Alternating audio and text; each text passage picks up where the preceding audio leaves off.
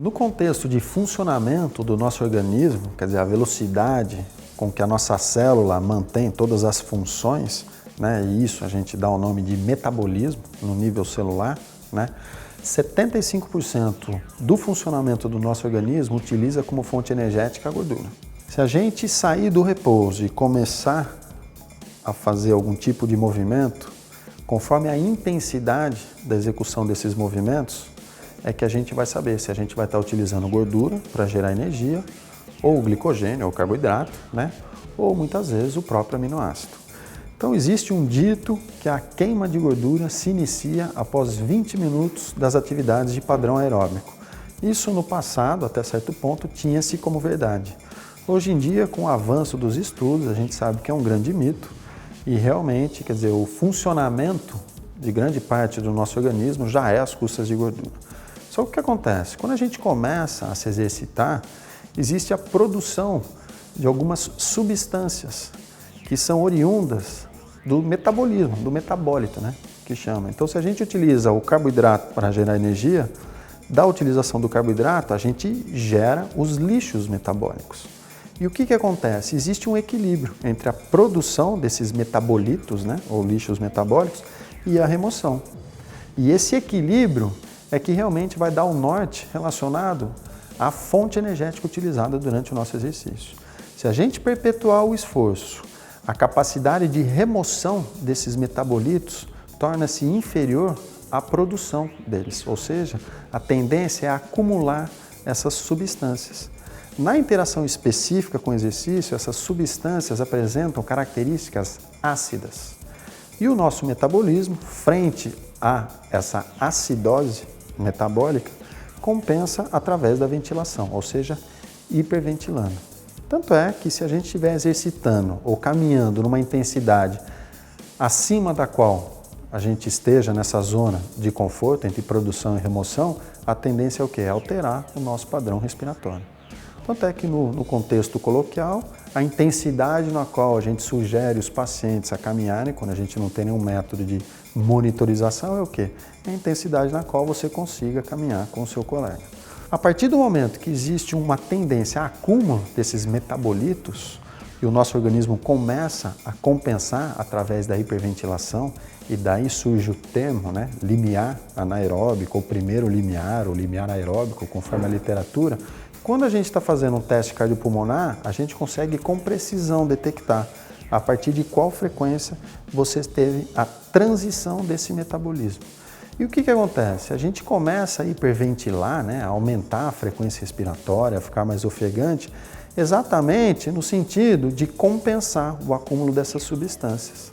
E a gente consegue compensar o acúmulo dessas substâncias através da ventilação até determinado ponto, que quando a gente faz um teste cardiopulmonar é denominado, né, o ponto de compensação respiratória. Ou seja, a gente tem um teste cardiopulmonar a intensidade de transição de metabolismo de predomínio de utilização de gordura para predomínio de utilização de glicogênio, e a gente tem um segundo limiar, ou um segundo ponto, um segundo critério relacionado à intensidade, que é o qual é o limite máximo onde a gente consegue compensar através da ventilação. Se porventura a gente se exercitar acima desse segundo ponto, dificilmente a gente vai conseguir perpetuar por uma longa duração essa atividade, esse exercício físico em si. E o que acontece? A literatura sugere, até o primeiro limiar, a gente tem a otimização de queima de gordura. Entre o primeiro e o segundo limiar, a gente tem aí o início da depressão do estoque de glicogênio no nível muscular. E acima desse ponto de compensação respiratória do segundo limiar, sem dúvida, predomina a depressão de glicogênio, né, com a participação de gordura sendo bem inferior, bem mínima aí. Então, no contexto prático, o que a gente observa? Quando o treinador, em contato com o corredor, ele precisa saber como é o funcionamento daquele organismo frente ao esforço físico. Então, uma coisa diz respeito à avaliação de risco cardiovascular, é você excluir possíveis riscos associados a evento adverso, né, no contexto cardiovascular. Outra coisa diz respeito à otimização dos treinamentos. E aí torna-se fundamental esse teste cardiopulmonar, ou seja, ele vai refletir para a gente qual é a participação né, desses metabolismos energéticos aí durante a execução do exercício.